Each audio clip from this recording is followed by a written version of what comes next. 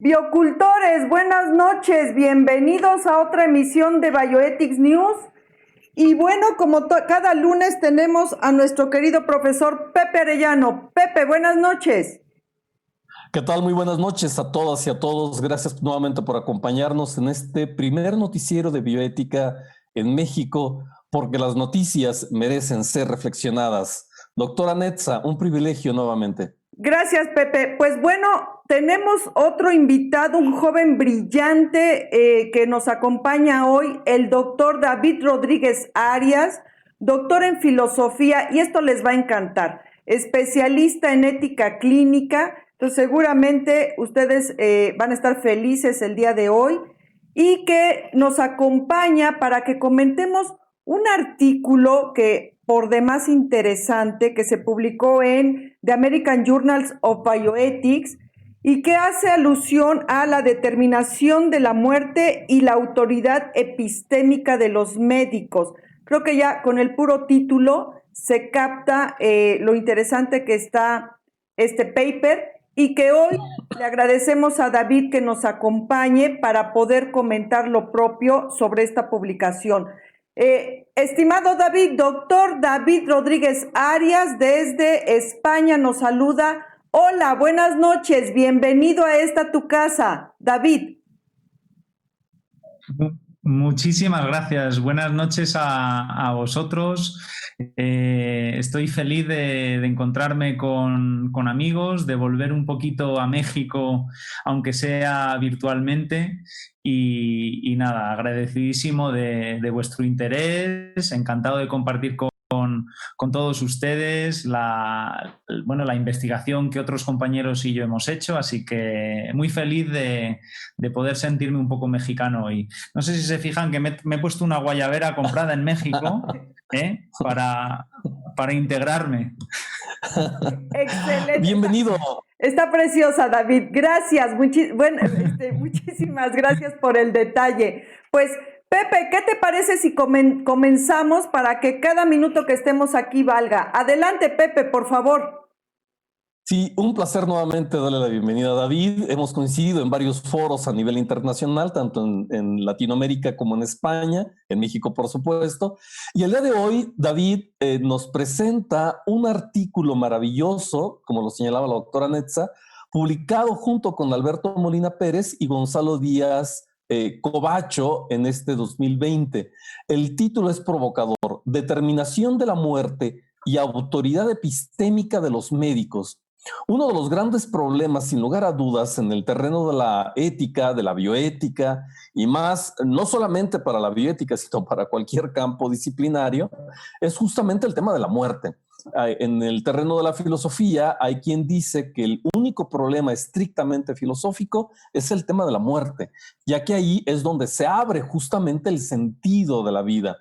No es de extrañar que en la época contemporánea uno de los criterios más polémicos debido al desarrollo de la ciencia, de la medicina, de la propia tecnología, es justamente que hemos intentado en este gran sueño de los seres humanos por vencer a la muerte, establecido una serie de terapias y una serie de factores que en la actualidad hace difícil el diagnóstico o la determinación cuando una persona o un ser humano lamentablemente ha dejado de existir.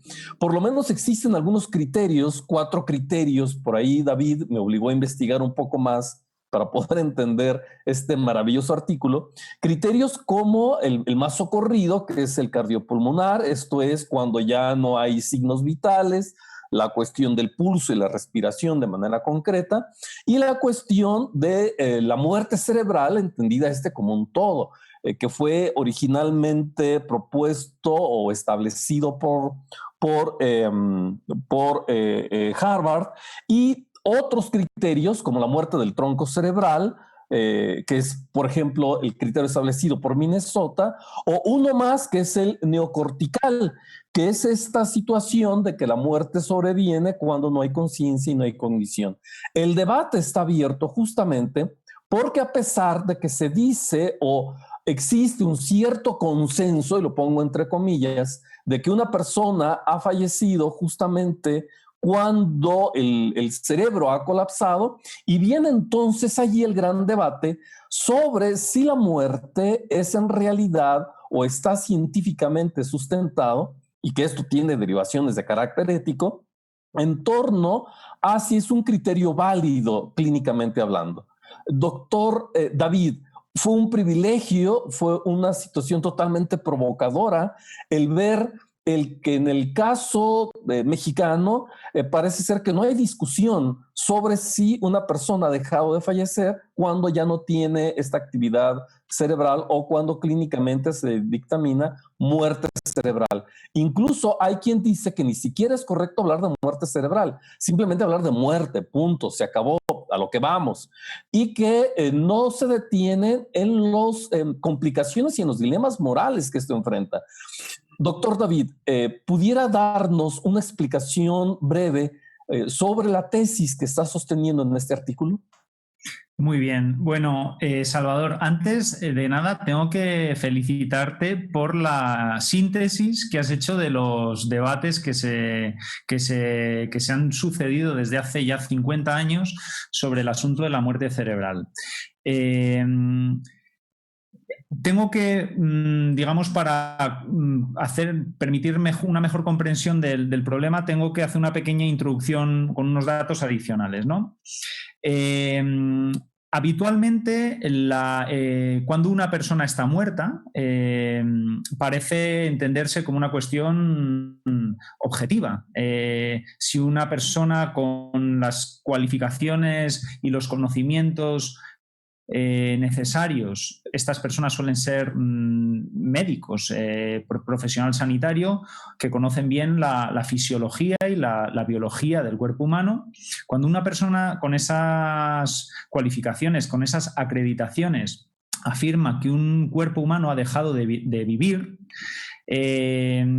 habitualmente se entiende que ese diagnóstico no es discutible. Quien cuestiona el diagnóstico, generalmente se dice de esa persona que se ha equivocado, que se equivoca no aceptando lo que es un juicio más o menos objetivo sobre un estado de cosas. Sin embargo, las cosas son más complicadas, y el hecho de que en los últimos 50 años llevemos debatiendo sobre el estatuto vital de las personas en muerte cerebral es una prueba de que efectivamente las cosas son más complicadas. Y aquí, en este artículo, de lo que se trata es de discutir, de cuestionar qué parte del diagnóstico de la muerte humana corresponde decirlo a esas personas que tienen esa formación sobre la fisiología humana y qué parte queda fuera de sus competencias. Y más o menos la tesis que se viene a defender es que la medicina tiene autoridad epistémica, tiene conocimientos para evidenciar u objetivar estados de cosas, por ejemplo, que un cerebro haya dejado de funcionar, o que un corazón y los pulmones hayan tenido una parada irreversible. Ahí sí que tienen autoridad esas ciencias, la ciencia, la medicina concretamente. Sin embargo, para afirmar que la pérdida de las funciones del cerebro o que la pérdida de las funciones circulatoria y respiratoria son en sí mismas suficientes para decir que una persona ha fallecido, cuando otras funciones se mantienen, en el caso de la muerte cerebral, ha perdido la capacidad, todas las funciones cerebrales, pero el corazón sigue latiendo. En el caso de la parada circulatoria, se determina que hay un paro circulatorio, pero no se exige, generalmente las leyes no exigen que haya una demostración simultánea de la pérdida de las funciones cerebrales. Bueno, pues la pregunta de ¿por qué es tan importante el cerebro para la vida humana? Tan importante que la pérdida de sus funciones implique de forma necesaria la muerte humana. Esa pregunta no es médica, esa pregunta es filosófica en parte, porque requiere una definición de la vida. ¿Por qué la muerte cerebral implica la muerte humana? Para responder a esa pregunta es necesaria una definición de la vida humana. Y desde hace muchos años no nos ponemos de acuerdo las personas que estamos reflexionando sobre esta cuestión de si la muerte cerebral implica necesariamente la muerte, porque no estamos de acuerdo sobre el concepto de la vida. Y no están tampoco de acuerdo los propios expertos. Los propios médicos no están de acuerdo sobre si la muerte cerebral implica la muerte, a pesar de que legislativamente haya un consenso, como bien has mencionado, bastante general, aunque está haciendo a veces, está teniendo problemas prácticos en algunos casos. Hay un consenso bastante amplio, no universal, pero bastante amplio, de que la muerte cerebral equivale legalmente a la muerte humana. Esa es un poco la tesis. Una de las grandes críticas justamente que se realizaban para determinar la muerte basada únicamente en la cuestión de la corteza cerebral o del cerebro en su totalidad era justamente que había otro tipo de interés, como la cuestión de los trasplantes, que es la gran crítica que hace Hans Jonas al respecto, ¿no? Es decir, yo establezco en la medida de que a una persona le diagnostico con muerte cerebral, pero mi interés va más allá del diagnóstico de la propia muerte cerebral, sino para recurrir a otra urgencia que también es necesaria, que también es vital, que también es central, para la cuestión de los trasplantes, ¿no? Creo que esta es una de las grandes críticas y que representa un dilema moral, porque hasta dónde hemos establecido nosotros como sociedades este tipo de construcciones para solventar otro tipo de problemas. ¿Cuál sería tu opinión sobre esta crítica, por ejemplo, que proviene de un autor tan importante como Jonas? Jonas ha inspirado gran parte de mis investigaciones al respecto. Yo hice la tesis sobre la muerte cerebral y los trasplantes de órganos. Históricamente, yo creo que ahora está fuera de toda duda que el interés de facilitar los trasplantes sin generar controversias sociales fue lo que motivó que empezase a considerarse esas personas que estaban en coma irreversible, con una pérdida total de las funciones cerebrales, pero con el corazón latiendo y respirando gracias a la asistencia respiratoria, que empezaran a considerarse como muertos. Hubo 3 organismos, la Asociación Médica Mundial, que se reunió en Sydney, el Comité de Ad hoc para la Determinación de la Muerte de la Escuela de Medicina de Harvard, y también la Asamblea Médica Francesa, unos años antes del 68, de 1968, que independientemente vinieron a coincidir en que esas personas por las que ya no se podía hacer nada más realmente, ya no podían recuperar calidad de vida, ya que tenían una pérdida de la conciencia claramente irreversible, irrecuperables, pero que podían mantenerse durante días, semanas, luego se ha comprobado que incluso meses y años. En esas condiciones eran a la vez una fuente perfecta de órganos para trasplantes. Si se me permite la expresión, eran incubadoras excelentes de órganos, porque su corazón seguía latiendo, pero su cerebro había dejado irreversiblemente de funcionar. Se vio la oportunidad de salvar vidas con esos órganos. Y para eso se plantearon 2 opciones. O bien seguimos considerándolos como hasta ahora, es decir, vivos, y empezamos a tratar de convencer a la sociedad de que es legítimo provocar la muerte de estas personas para salvar otras vidas, o bien la alternativa, que fue luego lo que se eligió, es decir, vamos a decir pragmáticamente que ya están muertos para que la extracción de sus órganos no implique un homicidio. Y esta es la motivación principal, una de las 2 motivaciones principales en aquellos años, en los años 60, para haber transformado la determinación de la muerte, los criterios para determinar la muerte. No es que se sustituyeran los criterios tradicionales cardiorrespiratorios por los nuevos neurológicos o de muerte cerebral, es que se añadieron el criterio de muerte cerebral al criterio tradicional de muerte cardiorrespiratoria, que es, de hecho, el criterio por el que muere la inmensa mayoría de las personas. Tu posición ética, tu posición filosófica, tu posición bioética, ¿sería entonces una crítica justamente ante este tipo de criterios meramente clínicos, meramente epistémicos, sin la consideración de la cultura, de la posibilidad de que la propia familia en un momento determinado tenga la capacidad justamente de establecer una, ¿cómo poder decirlo? La no aceptación de la muerte, pues, como muerte familiar, sobre todo en culturas, más en la cultura latinoamericana, donde una persona sigue viva independientemente de si el cerebro ha dejado de funcionar o no. Le sigue latiendo el corazón, dirían las personas en México, ¿no? Y mientras le sigue latiendo el corazón, la persona sigue siendo viva. La cultura mexicana apuesta en la vida, no en el cerebro, sino en el corazón de las personas, con toda la metafísica, con toda la carga de cosmovisión cultural que implica el hablar del corazón. ¿Cuál sería tu propuesta o tu crítica final sobre este punto? Bueno, ahí me aprietas para que yo me posicione y lo hago encantado.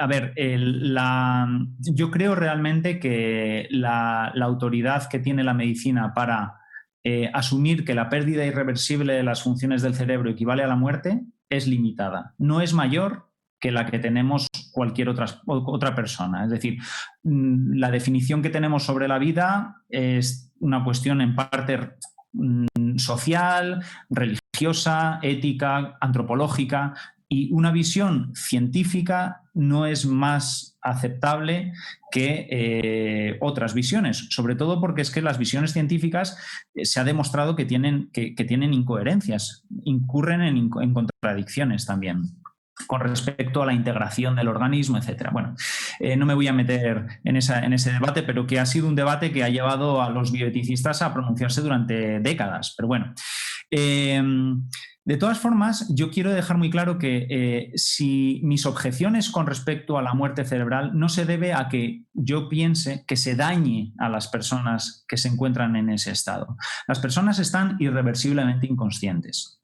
Otra cosa es que estén muertas. Yo no creo que estén muertas. Yo creo que su organismo, biológicamente, sigue vivo. Ahora bien, mi posición al respecto es que debe estar autorizado, debe ser legal extraer los órganos de esas personas, a pesar de que están vivas, puesto que han perdido irreversiblemente las funciones relacionadas con sus intereses, la conciencia, la cognición, irreversiblemente. No hay ninguna duda de esto. La muerte cerebral es el mejor pronóstico existente de pérdida irreversible de la conciencia. El mejor. No hay ninguna duda al respecto. Habrá algún caso, a lo mejor, pero tan excepcional porque la medicina no es una ciencia exacta, pero es un diagnóstico absolutamente seguro. Mis dudas tienen que ver con cuestiones más teóricas. Puesto que no tienen esa autoridad epistémica la medicina, la familia podría objetar razonadamente a ese diagnóstico. De hecho, nuestro artículo, el artículo que estás comentando, Salvador, viene como comentario a un artículo que se ha publicado en la misma revista, en el que los autores cuestionan o se plantean si las familias tienen derecho a objetar uno de los tests requeridos para objetivar la muerte cerebral, que es el test de apnea. Quienes son neurocirujanos o intensivistas conocen perfectamente este test.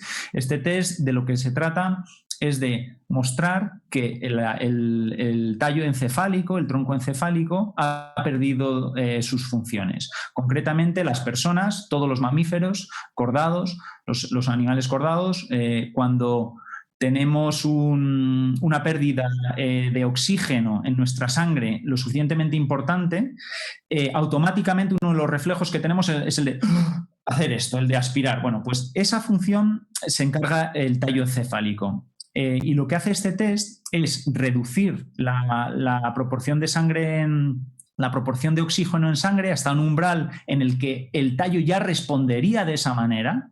Y si no lo hace, es una prueba de que el tallo está irreversiblemente dañado. Bueno, pues algunas familias, precisamente porque creen que su familiar todavía está vivo, consideran que este test en sí mismo puede ser dañino para el paciente. Puede no solo mostrar que ya está muerto, sino provocar un daño cerebral añadido ya que se está privando de oxígeno a ese cerebro y el cerebro se nutre del oxígeno, y por ese motivo están objetando a la muerte. Nosotros lo que argumentamos es que efectivamente las familias tienen derecho a objetar el diagnóstico de la muerte, pero no por esa cuestión técnica solo, sino porque la muerte en sí misma es un diagnóstico en el que tiene un pie en la ciencia y otro pie en la cultura. La ciencia tienen autoridad los sanitarios, la cultura no. Esa sería la tesis. Maravilloso. Creo que nos has dejado pasmados, sobre todo a quienes, antes de leer tu artículo, habíamos asumido de una manera irreversible que la muerte cerebral era simplemente muerte. Creo que la aportación del artículo que hoy nos presentas con algunos de tus colegas tendría que ser revisado a fondo por todos los bioeticistas y sobre todo por la gran cantidad de personal y de gente implicada en esta área en Latinoamérica que requiere de este tipo de reflexiones que gracias a tu contribución académica seguramente vas a dar mucho por qué comentar. Doctora Netza, se nos está terminando Sí, el tiempo. Vamos a la mitad del tiempo. Sí. Y vamos a a invitar a David a que se quede con nosotros para que digamos algunas noticias y también para poder establecer, y que seguramente lo vamos a tener que invitar, porque esto pues da para N número de programas, porque es un debate sumamente fuerte. Doctora Netza. Sí, es un tema de debate, de controversia, y que todavía falta ver hacia dónde camina en el devenir histórico por los avances que Reanima logre en cuanto a esto de la regeneración neuronal en pacientes con muerte cerebral o muerte encefálica. Bien, pues sí, biocultores, pues ahí lo tienen, un tema por demás controversial que aún da mucho para el debate, y también la distinción conceptual, que ahí también es donde se mete mucho de esta situación de la muerte clínica versus la muerte legal, la muerte de la persona versus la muerte del humano, pero esto es para reunirnos en un debate con un chocolate mexicano, David, o mínimo con un mezcal de por medio para terminar de discutirlo. David, muchísimas gracias, realmente un artículo que vale la pena leer.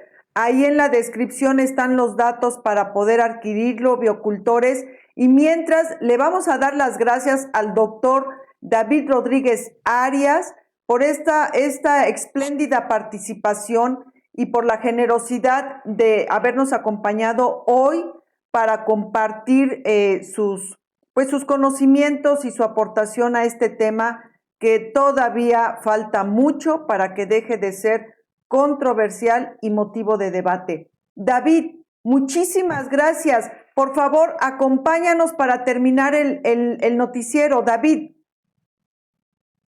Encantado. Muchísimas gracias a vosotros. Muchísimas gracias. Perfecto. Pues Pepe, sigamos con las noticias, por favor. Adelante. Sí, hay una noticia importante que quisiera comentar y que ha sido objeto de debate, no de este tiempo, sino de las últimas décadas en la vida de nuestro país. Y es que justamente en estos días, a propuesta del ministro Juan Luis González Alcántara, ministro de la Suprema Corte de Justicia de la Nación, está proponiendo un proyecto de sentencia que califica la penalización del aborto y su prohibición absoluta como una violación de los derechos humanos de las mujeres. De hecho, se espera que para este próximo miércoles 29 pudiera ya entrar esta discusión a la sala del Supremo Tribunal de Justicia de nuestro país, porque justamente ya es una situación, yo diría, urgente que se legisle, dada la naturaleza de este problema y sobre todo el que muchos estados han estado estableciendo no ya una penalización del aborto, sino incluso han tipificado de manera diferente y lo han convertido al grado de homicidio en grado de parentesco.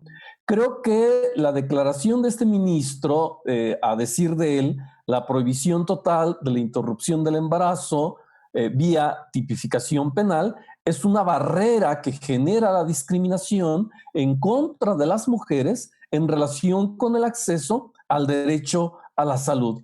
Creo que es un momento importante en la vida histórica el hecho que el tribunal ya haya puesto sobre la mesa un tema tan delicado para las mujeres, porque a final de cuentas son las que están actualmente encarceladas en varios estados de nuestro país, y que seguramente si esta iniciativa prospera, la verdad sería un éxito para el derecho de las mujeres en nuestro país. Doctora Enetza, ¿qué piensa? No, pues me dejaste aquí ahorita un poco en shock porque me parece una extraordinaria noticia y porque yo siempre he estado insistiendo, de pronto esta cuestión se plantea como otorgar un permiso a las mujeres, o sea, el otorgar no se ve como el reconocimiento de un derecho, sino como si alguien tuviera que darle permiso a las mujeres para poder interrumpir su embarazo de forma voluntaria. Entonces, el hecho de que se esté llevando ya esta situación a que, ahora sí que prohibirlo es prohibir un derecho, o sea, que se prohíba el prohibir, me parece extraordinario y que yo espero eventualmente, pues, plantee la situación en algo que se entienda que no solo es una cuestión de derechos, sino también de salud pública, que ya lo hemos mencionado hasta el cansancio.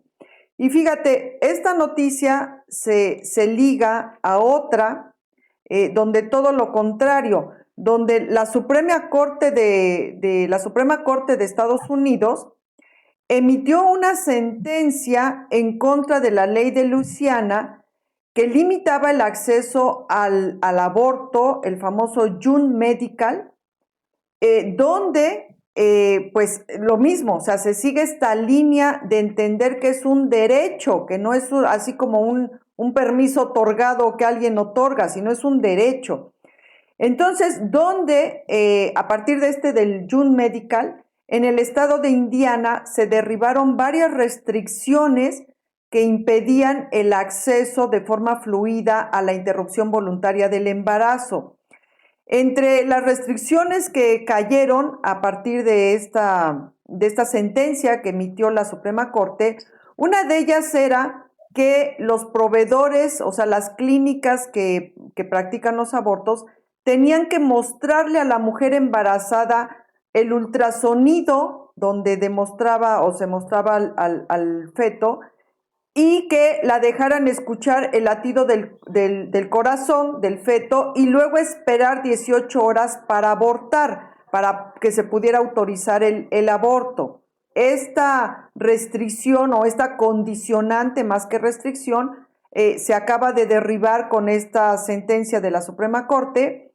Y la otra es la obligatoriedad de avisar a los padres de una menor de edad sobre la decisión de la menor de edad para realizarse un aborto. Esto también ya queda de lado, ya no es obligatorio avisar a los padres de una menor de edad que desee tener acceso a la interrupción voluntaria del embarazo. Pero creo que también en España esto ha sido debate, ¿no? Lo ha sido, claramente lo ha sido, sí. Pues no sé si, hombre, sí, a ver, muchísimas gracias. Esto, la primera ley que permitía la interrupción del aborto, del embarazo en España, creo que data de 1978 o del 81, es hace ya bastantes años. Lo que motivó en España la autorización es la constatación de que los abortos se practicaban de forma clandestina.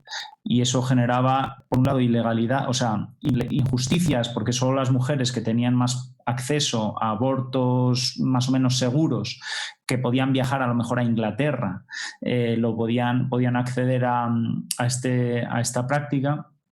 pero luego es que sucedía muchas veces que las mujeres abortaban, como sospecho que sucede en algunos otros países donde esto todavía está prohibido o altamente restringido, en condiciones clandestinas donde las condiciones de salubridad y de seguridad eran tan mínimas que no solo moría el feto, sino también a veces la gestante.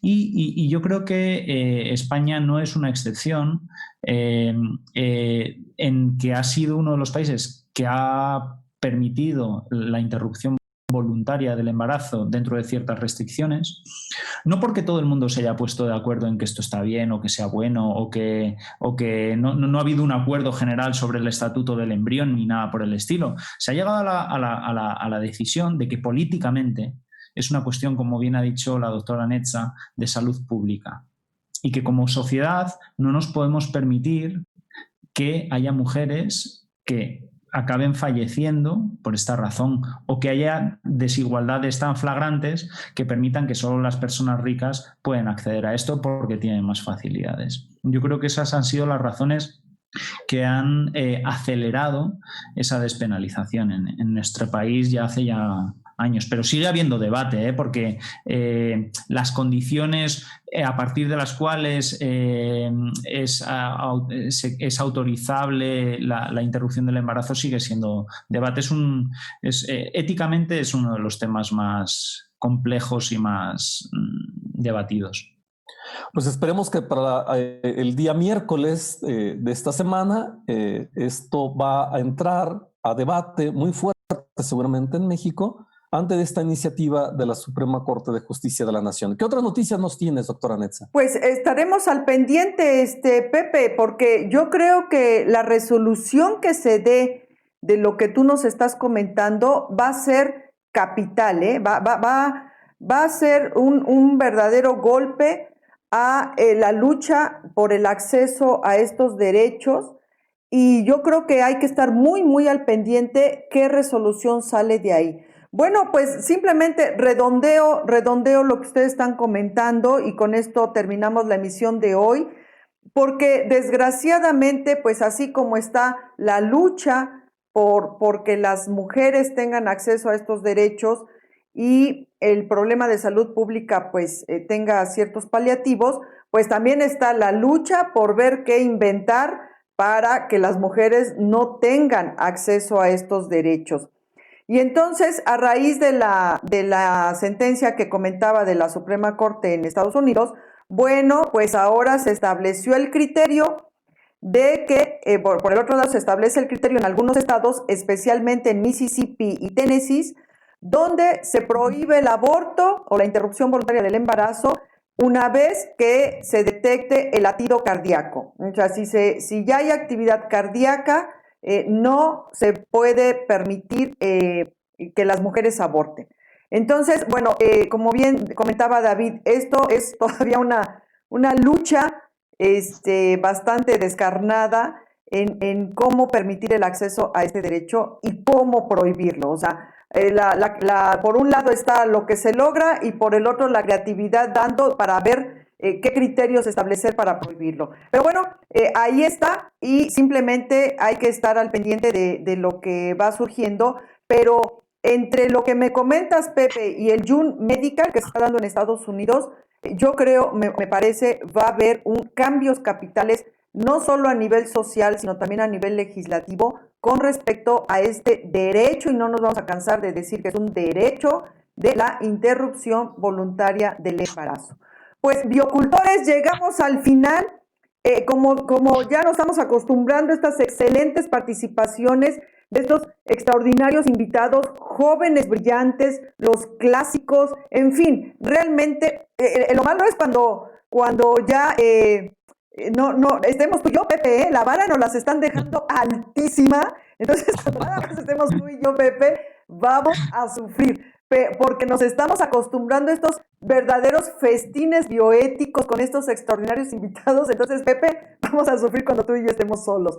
Pues despedimos al doctor David Rodríguez Arias, doctor en filosofía, y que hoy nos ha compartido uno de los temas también más controversiales, que es muerte cerebral, muerte encefálica, muerte de tallo, en fin, y todo lo que se deriva de ello. David, muchísimas gracias por acompañarnos en esta emisión. Te nombramos biocultor, por favor, permítenos que seas parte del equipo y confiamos en que no sea la primera vez que nos acompañes, porque realmente fue un deleite escucharte y sobre todo la forma tan dinámica que tienes para plantear cuestionamientos tan controversiales, tan vitales en el mundo de la bioética. David, muchísimas gracias por acompañarnos. Buenas noches.